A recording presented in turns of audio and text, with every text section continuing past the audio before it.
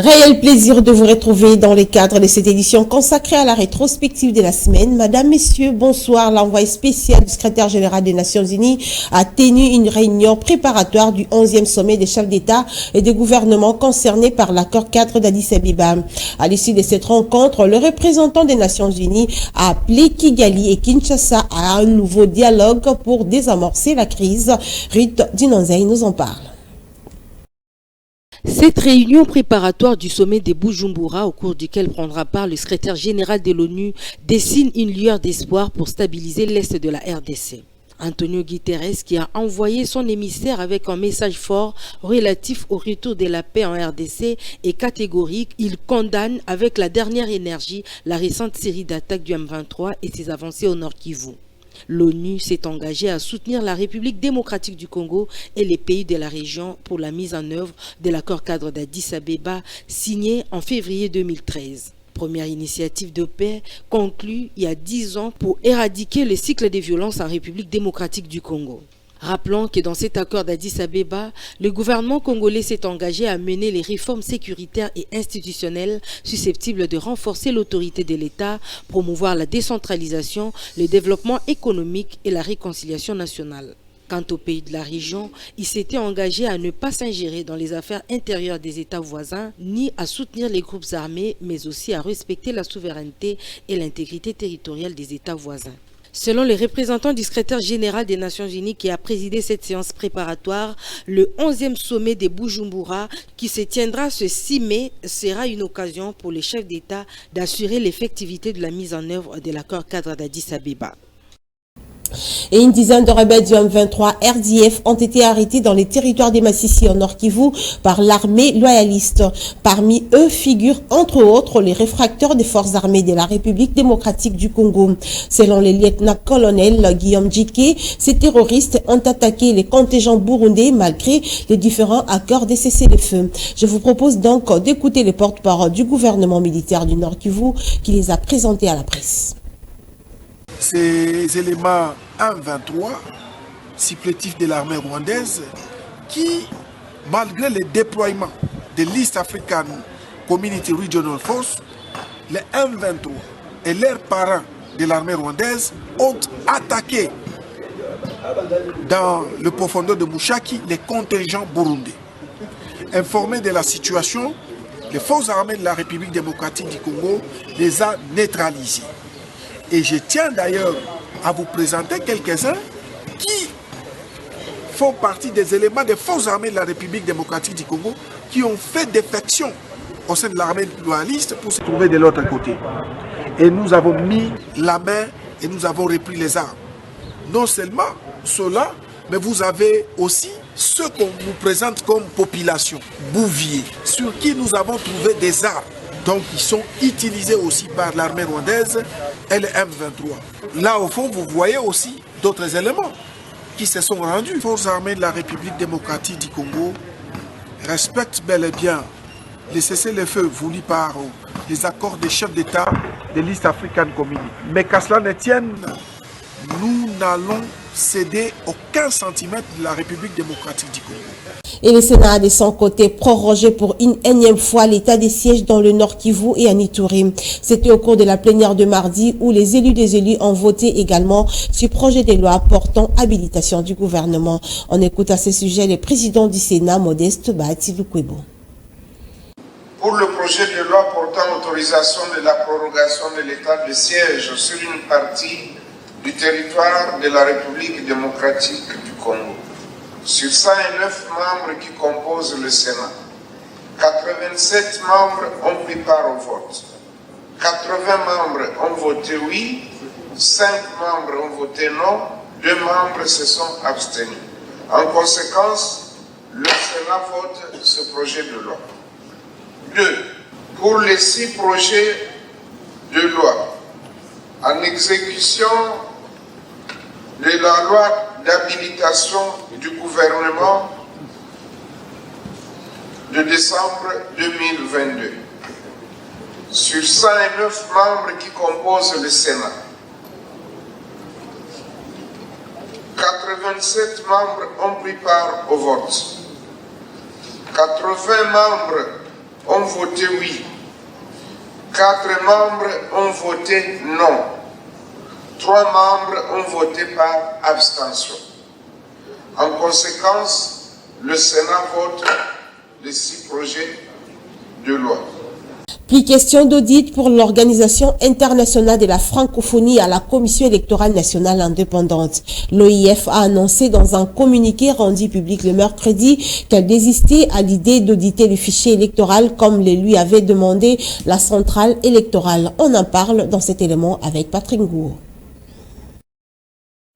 L'Organisation internationale de la francophonie évoque comme mobile la durée impartie par la centrale électorale pour cette opération, soit du 15 au 20 mai, ce qui rend, je cite, très difficile la réalisation de cet exercice impossible, note le document qui n'a pas précisé cependant ce que cette durée constitue comme entrave à l'action de l'OIF. Déjà, cette organisation francophone rappelle qu'elle a déployé du 23 au 28 avril dernier une mission exploratoire à Kinshasa aux fins d'évaluer le contexte global de préparation de déroulement du processus électoral et d'identifier les domaines où l'OIF pourrait apporter un appui. En RDC, la tension était vive dans la classe sociopolitique lorsqu'il a été annoncé une probable mission d'audit externe de l'OIF du fichier électoral. La présence de la Rwandaise Louise Mushikiwabo à la tête du secrétariat général de l'Organisation internationale de la francophonie, c'est cela tout le problème car son pays agresse la RDC dans sa partie est sous le label du M23 sans que son organisation ne les condamne. Et bien avant cette annonce, la CENI et la SENCO ont échangé autour de cette question qui a fait couler beaucoup d'encre et des salives. Monseigneur Donatien Chollet, secrétaire général de la SENCO, prônait plutôt une approche technique et politique sur ces dossiers, mais au besoin trouver une alternative plus meilleure. Je vous propose de l'écouter au micro de Ridi Nozei. Ce qui nous a amené aujourd'hui à rencontrer le président de la CENI, M. Denis Kadima, c'est le débat qui est en train de naître, un certain narratif qui est en train de naître par rapport à la nécessité de l'audit international, l'audit qui devait être mené par l'OIF, invité d'ailleurs par la CENI, mais on entend depuis un certain temps des réactions comme quoi ce n'est pas bon par rapport à la souveraineté du pays, par rapport à l'intégrité et surtout que la directrice de l'OIF, c'est une Rwandaise. Alors, il y en a qui vont jusqu'à dire qu'il faut vraiment seulement que ce soit un audit national. Et nous, ça nous préoccupe. D'abord, les arguments sont politiques, ça peut se comprendre politiquement par rapport à la présence de la Rwandaise à la tête de l'OIF. Soit dit en passant que parmi les institutions qui défendent l'intégrité nationale, la souveraineté nationale, il y a la SENCO qui a dénoncé l'attitude, l'indifférence de la communauté internationale par rapport à ce qui se passe au Rwanda. Je vous informe que nous venons d'avoir une mission conjointe avec l'ECC aux États-Unis pour justement sur la situation à l'Est. C'est pour dire que nous tenons à l'intégrité, mais qu'on n'amène pas ça dans les questions techniques comme les questions électorales. Alors notre peur était que la CENI puisse être influencée par un certain discours pour être fermée à l'audit qui aurait une dimension internationale. Et nous avons échangé avec le président de la CENI qui est conscient et d'ailleurs il nous a répété que c'est lui qui avait invité l'OIF. Il n'a rien à cacher par rapport à un audit qui aurait une dimension internationale, c'est ça qui nous a rassurés. Donc franchement, nous regardons dans la même direction. Donc nous disons, si ce n'est pas l'OIF pour des raisons que nous dirons politiques, on peut trouver une alternative pour dire qu'une alternative qui rassure. Pour nous, l'alternative qui rassure et aussi par rapport à l'objectivité même de l'efficacité. Autre chose à présent, le monde entier a célébré le mercredi 3 mai la journée de la liberté de la presse. Une grande manifestation a été organisée à Kinshasa par le ministre de la Communication et Médias en présence de plusieurs professionnels des médias et de hautes personnalités du pays. On en parle avec Patrick Ngour. Au cours de cette manifestation à laquelle le président de la République a pris part, l'ONG Journalistes en danger a mis en exergue les réalisations de l'actuel régime dans le domaine de presse, entre autres une nouvelle loi de la presse décrite comme plus moderne et plus protectrice des journalistes 27 ans après. Mais ce qui a le plus attiré l'attention, c'est les 30 places gagnées par la RDC dans la 21e édition du classement mondial de Reporters sans frontières depuis l'avènement de Félix Tshisekedi, s'est réjoui Chivis Chivwadi. Il y a 4 ans, la RDC occupait la 154e place au classement mondial de la liberté de la presse des Reporters sans frontières, qui est une organisation connue et reconnue mondialement pour sa rigueur et son sérieux. Ensuite, nous sommes passés à la 150e place en 2020 et à la 125e place en 2021. Aujourd'hui, au dernier classement qui vient d'être publié il y a quelques heures, la RDC vient de gagner encore une place et se positionne à la 124e place sur 180 pays du monde.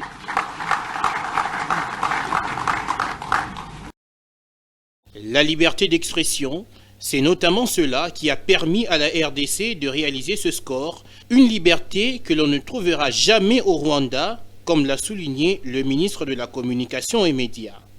La République démocratique du Congo ne sera jamais le Rwanda, où il n'existe aucune voix dissonante, où il n'existe aucune presse libre, où sont éteintes toutes les voix qui pensent le contraire du régime tyrannique de Kagame. Ces modèles antidémocratiques ne seront jamais exportés chez nous, parce que, Monsieur le Président de la République, vous ne les laisserez jamais arriver. Façonner un avenir de droit, la liberté d'expression, comme de tous les autres droits de l'homme, c'est sur ce thème qu'est célébrée cette journée dans le monde. Célébration de la journée mondiale de la liberté de la presse. Je vous laisse entre les mains de Rito Dinonzei qui va vous faire découvrir les installations et objectifs de la Fondation Maloua Télévision pour ses téléspectateurs. Suivez attentivement. FMTV, Maloua, Fondation Radio Télévision, autrement, repoussant les limites des antivaleurs. Chacun a besoin de l'autre pour accomplir la bienfaisance. Créée par le président de la Fondation Maloua, Maître Maloua Billy Cléophas, le 4 juillet 2021, la FM Télévision est située au numéro 1429 de l'avenue Saint-Christophe au quartier Founa dans la commune de Limete. La FM Télévision fait partie de chaînes de télévision dont le professionnalisme n'est pas à démontrer. Cette chaîne à caractère humanitaire dispose des installations répondant aux normes requises à un média digne de ce nom avec un patrimoine technique performant. L'éclat de l'image que reflète la FM Télévision en est une preuve irréfutable. Les journalistes de la FM Télévision observent scrupuleusement le code d'éthique et de déontologie journalistique. Voilà qui justifie la passion du personnel de la FM Télévision à se rapprocher de ses téléspectateurs avec un programme dont le contenu est incomparable. Parmi ses objectifs, la FM Télévision met à la disposition de ses téléspectateurs des émissions constructives pour le développement de tous les Congolais. L'information, la formation, le divertissement, la détente, la solidarité, l'éveil des consciences. Voilà les menus quotidiens que sert la FM Télévision à ses téléspectateurs qu'elle considère avec beaucoup d'estime. Le président de la Fondation Maloua et propriétaire de cette chaîne numérique a, dans un laps de temps, réussi à inculquer dans la conscience des Congolais le sens d'altruisme avec sa vision résumée par la phrase « Nul n'a le droit d'être heureux seul sur la terre ». Toute personne qui foule les pieds dans les installations de la FM Télévision témoigne de l'ampleur de cette vision relayée par la FM Télévision qui fait de la liberté d'expression son leitmotiv. FM TV, Maloua, Fondation Radio Télévision, autrement, Fondation Maloua. Pénurie de maïs dans les Grands Katanga. Une délégation du gouvernement central s'y était rendue pour décanter la situation. Selon Vital Kamere qui conduisait la délégation, l'exécutif central est en quête d'une solution de dépannage. On écoute donc le vice-premier ministre en charge de l'économie qui est au micro de Patringo. La mission la plus importante, c'est celle qui va se passer ici au Katanga. À l'étranger, nous sommes allés seulement chercher une solution intermédiaire de dépannage pour fournir de la farine au Katanga, mais aussi des semences et des fertilisants. Parce que nous estimons que la diversité dans la production, la diversification de la production est le secret pour résoudre les problèmes, non seulement du Katanga, mais de l'ensemble du pays. La Zambie n'a pas beaucoup de terres plus que le Katanga. Mais c'est un paradoxe que nous allions chercher la farine en Zambie. Donc nous avons étudié les causes qui font que les producteurs du Katanga ne produisent pas autant qu'il faut. Ils ne sont pas de mauvaise foi. Nous pensons que du côté de l'État, nous avons aussi des efforts à faire, des mesures d'allègement par exemple. Mais la mission s'est bien passée de l'autre côté. Mais la mission la plus importante, c'est ici, nous allons parler avec les Katangais, les Congolais, pour résoudre nos problèmes. Lutte contre le sachet en plastique à Kinshasa, un cadre de la société Kin International a été aperçu dans cette entreprise alors que condamné à 5 ans de prison en décembre dernier pour tentative de corruption du vice-gouverneur de la ville de Kinshasa pour être exergué des mesures interdisant la production des sachets non biodégradables. Et un fait farouchement condamné par Gekoko Mulumba qui parle d'un dysfonctionnement de l'appareil judiciaire après s'être rendu sur les lieux de cette société. Je vous propose de suivre le vice-gouverneur au micro de Patrick Ngour. Je me trouve à l'endroit où on a arrêté celui qui a failli me corrompre avec $3,000 américains. Il a été jugé en flagrance et a été condamné à 5 ans de prison. Mais on leur a trouvé ici, ils ont ouvert l'usine et ont continué à produire des sachets. Plus grave, la personne qui a été condamnée à 5 ans de prison a été retrouvée assise dans son bureau. Quand je dis toujours que la justice ne nous aide pas, c'est ça le comble, c'est ça le problème. Tant que les textes de loi existent, les sociétés de production de sachets non biodégradables ne fonctionneront jamais. Pour ce faire, il faut que la justice nous aide. Nous sommes venus et nous leur avons trouvé avec une réquisition d'un certain parquet. Ce n'est pas bien, ce n'est pas encourager notre travail. Quand on observe la saleté dans la ville de Kinshasa ou au Congo, premièrement, c'est des sachets qui tuent notre pays. Il faut au moins plus de 100 ans pour qu'un sachet se décompose sous la terre. Deuxièmement, des bouteilles d'eau pour lesquelles nous demandons des fortes dispositions juridiques pour que les propriétaires de ces bouteilles puissent les racheter ensuite. C'est difficile, mais nous n'allons pas nous fatiguer. Celui qui aime son pays ne se fatigue pas, un peu comme un éléphant qui ne se lasse pas de ses ivoires. Et c'est son tout premier déplacement en dehors du pays en tant que ministre de la Recherche scientifique et innovation technologique. Le docteur Gilbert Kabanda s'est rendu le week-end dernier en Turquie. C'est dans le cadre du festival aérospatial et technique turc. On fait le point avec Annie Akole. Dès sa descente de l'avion, le ministre Kabanda s'est rendu sur le lieu de ces manifestations grandioses qui drainent de nombreuses foules de Turcs curieux et très enthousiasmés de connaître les avancées de plusieurs gammes de produits en matière de recherche scientifique et innovation de leur pays impressionné. Le ministre de la Recherche scientifique et innovation technologique de la RDC tire le premier enseignement de tous ces trouvailles, découvertes, créations et innovations d'origine turque. Comme nous autres, en RDC, nous avons des chercheurs, des ingénieurs qui sont chercheurs dans ce domaine et qui ont fait preuve d'invention dans ce domaine.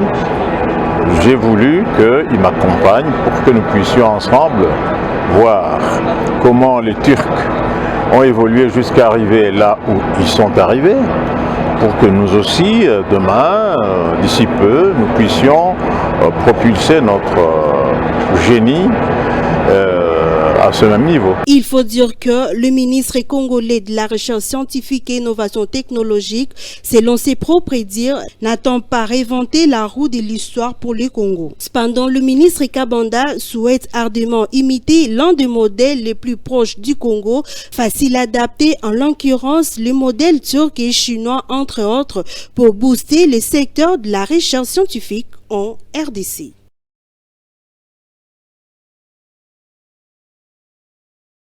Et bien avant ses déplacements, le ministre de la Recherche scientifique et innovation technologique avait poursuivi ses contacts avec les inventeurs et chercheurs à la découverte de la perle congolaise en matière de la recherche et innovation en République démocratique du Congo. Suivez donc ces audiences du Dr Gilbert Kabanda accordées aux chercheurs et inventeurs dans son bureau de travail. C'est un récit d'Annie Akole, encore une fois. Tour à tour, les inventeurs comme Frank Chinyam, Jean-Hilaire Mukwala, Faustin Moulondi et Billy Moupemedi ont présenté leurs produits de recherche au patron de la recherche scientifique. Frank était le premier à montrer son produit au ministre Kabanda. L'avantage avec ça, premièrement, ça permet à finir des problèmes de réseau dans les milieux ruraux, les milieux semi-urbains, et avec une faible autonomie et aussi un faible coût. Pour sa part, l'ingénieur Jean-Hilaire Mukwala a présenté au ministre Kabanda son invention d'intérêt capital pour la population de Mbanza-Ngungu. Étant lui-même président sur place et connaissant ainsi les problèmes de ses concitoyens, ce chercheur a, à travers son invention, apporté la solution aux problèmes d'eau calcaire dont souffrent les habitants de cette localité du Congo central. Il y a une grande opposition pour que la mousse puisse se produire, et il y a aussi un produit intermédiaire de réaction qui sort lorsque le savon est mélangé avec cette eau-là, qu'on appelle les grumeaux. Et ces grumeaux, c'est une substance insoluble qui va s'infiltrer dans le tissu lorsqu'on est en train de nettoyer le linge.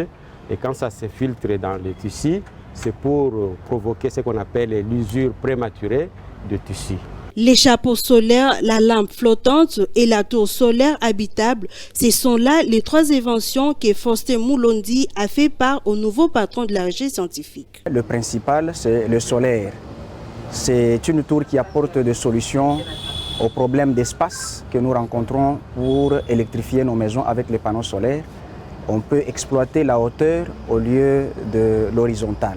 Hémorroïdes internes et externes, mais aussi la constipation, ces maladies ne vont plus déranger les Congolais. La solution à ces pathologies est la trouvaille du chercheur pharmacien Billy Moupemedi. Nous nous battons pour pouvoir contribuer dans notre secteur en apportant des médicaments de bonne qualité, et nous sommes là pour notre pays. Nous aimons les pays et c'est pourquoi nous nous battons pour ces pays en donnant le meilleur de nous-mêmes. Communication en milieux ruraux, indisponibilité du réseau dans certains endroits, ces problèmes seront désormais réglés grâce à une intelligence congolaise. Il s'agit d'une antenne qui permet de tirer le signal réseau et les partager dans le milieu reculé. Une enveloppe de 7 millions de dollars américains a été offerte à la RDC pour booster l'une des branches de la recherche scientifique congolaise.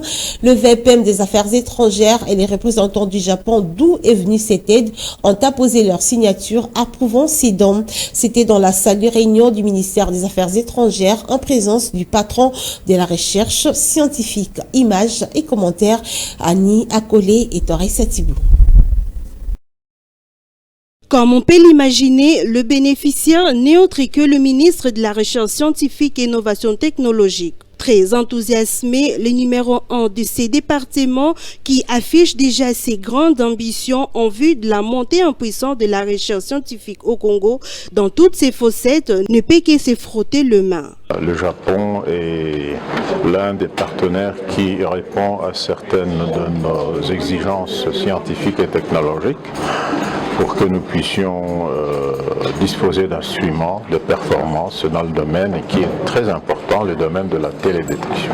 Il s'agit en fait d'un autre fruit de la coopération agissante entre le Japon, pays donateur, et la RDC, produit par la signature d'un accord entre le vice-premier ministre, ministre des Affaires étrangères et francophonie, et l'ambassadeur du Japon en RDC. Christophe Lutundula a saisi cette opportunité pour mettre en exergue l'état des lieux de la coopération actuelle entre Kinshasa et Tokyo. Télédétection, voilà en soi la haute technologie de pointe qui a reçu le financement du Japon. De quoi s'agit-il et quel est son rôle pour la cause du développement au Congo? Les diplomates nippons expliquent. L'échange de notes de ce jour porte sur la mise en œuvre de projets d'amélioration du Centre national de télédétection accordé dans le cadre de la coopération économique japonaise visant à promouvoir le développement économique et social de la République démocratique du Congo. Il faut dire que l'Empire du Soleil Levant a mis la main à la poche pour soutenir la route technologique des points de la télédétection au Congo qui présage un avenir somptueux pour le secteur de la recherche scientifique en RDC. Et l'association de jeunes leaders conscients de la RDC a décerné un diplôme d'émérite à M. Jonas Tchombela Kabiena pour son combat pour la promotion et la protection des droits de l'homme, sa constance dans les combats et la lutte pour la bonne gouvernance. La cérémonie s'est déroulée à l'école Jonas Tchombela au quartier Singainga dans la commune de Lancelé. Torres, Atibou, Rite, Dinanzei, images et commentaires.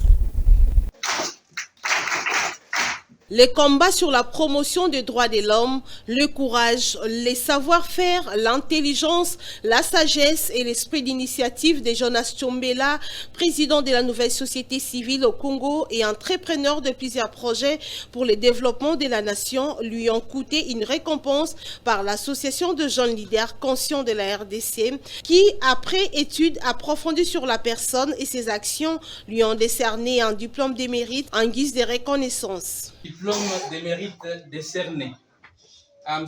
Jonas Tchombela Kabiena pour son combat pour la promotion et protection des droits de l'homme, sa constance dans les combats et sa lutte pour la bonne gouvernance. Le choix porté sur Jonas Tchombela, président de la nouvelle société civile au Congo, n'est pas un choix du hasard, mais plutôt le résultat de son savoir-faire et de son dévouement pour participer au bien-être de la population congolaise. Très satisfait, le nominé du jour soutient que le choix sur sa modeste personne vaut son pesant d'or et place ses gestes sous le signe d'un encouragement afin de stimuler tous les Congolais au sens du travail et des responsabilités. Je m'attendais le moins avec des mots choquants, touchants, bouleversés. Je vous avoue toute ma reconnaissance pour le choix sur ma modeste personne. À ce jour, on me décerne ce diplôme de mérite.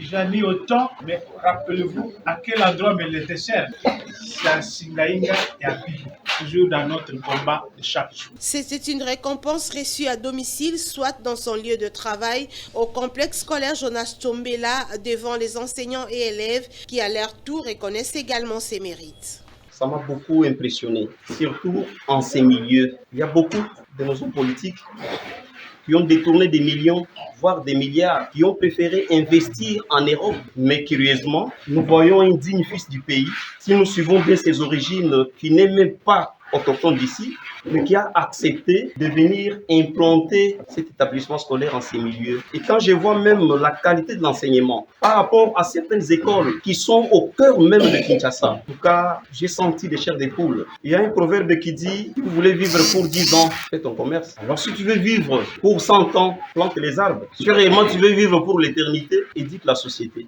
Ces diplômes de mérite et d'excellence lui décernés par l'Association de jeunes leaders en RDC est une véritable méritocratie car au-delà de son combat sur la promotion des droits de l'homme, Jonas Tchombela est également un entrepreneur au service de la nation congolaise. Et en religion, la confession religieuse des églises autochtones traditionnelles Bangunza PV à Longo a clôturé le mois de la conscience africaine à travers un grand culte d'action des grâces organisé au temple Mbanza Lunungu Kilongu Kianzambi où la représentante générale Ndona Intela Kimpanvita a organisé cette manifestation en présence de plusieurs invités qui ont rehaussé de leur présence cette cérémonie qui s'est soldée par la remise des diplômes de mérite au président de la République à titre de reconnaissance du combat des Simo Kimbangu. Reportage. Ces grands cultes organisés par Ndonaïté la Kimpavita, représentante légale des Mbanza Lunungu Kilongo Kianzambi, n'avaient qu'un seul objectif, rendre gloire à Dieu pour cette circonstance et remercier les présidents de la République pour la reconnaissance du combat des Simo Kimbangu en déclarant la journée d'ici avril comme étant journée chômée et payée à travers toute la République.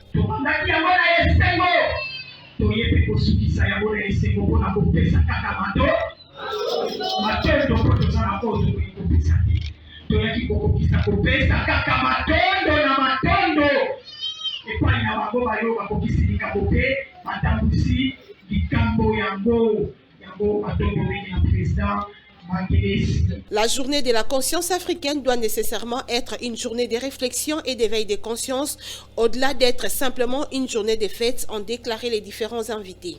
Mbanza Lunungu na bakonzi na bango ba organizaki na tina ya mokolo moi le 6 avril. Il y a chaque année oyo ba décrété na chef de l'État Félix Antoine Tshisekedi Tshilombo, président de la République. Les chefs de la confession religieuse des églises autochtones traditionnelles Bangunza PVA Longo, Bangele Silubasa a saisi l'occasion pour inviter les Ngunza à croire au Dieu de leurs ancêtres, ainsi à favoriser l'amour du prochain.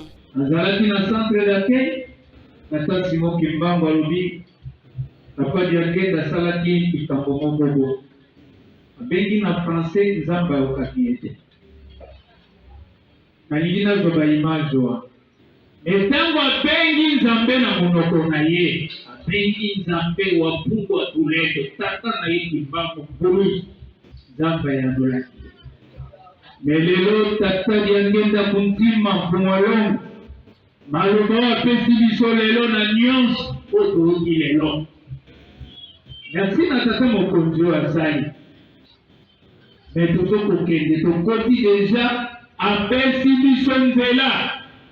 L'État congolais, l'État africain. Pour lier l'utile à l'agréable, un diplôme d'émérite a été décerné au président de la République en guise de gratitude pour la reconnaissance du combat des Simo Kimbangu. Nous, Kilongo Mbanza Lunungu Lwandambi, tenons à vous remercier, son Excellence Monsieur le Président de la République, Félix Antoine Tshisekedi Tshilombo, pour tous les efforts que vous ne cessez de fournir afin de ramener les Congolais en particulier et les Africains en général à la reconnaissance de vraies et l'unique tradition africaine sur le plan de la réunification de la spiritualité ancestrale africaine, en reconnaissant la date du 6 avril comme journée chômée, payée et valoriser les grands combattants Voloze, Fumu, Kimbangu, Yatunguma. Ces grands cultes des clôtures s'est déroulé dans une ambiance exceptionnelle où tout était au rendez-vous. Chants,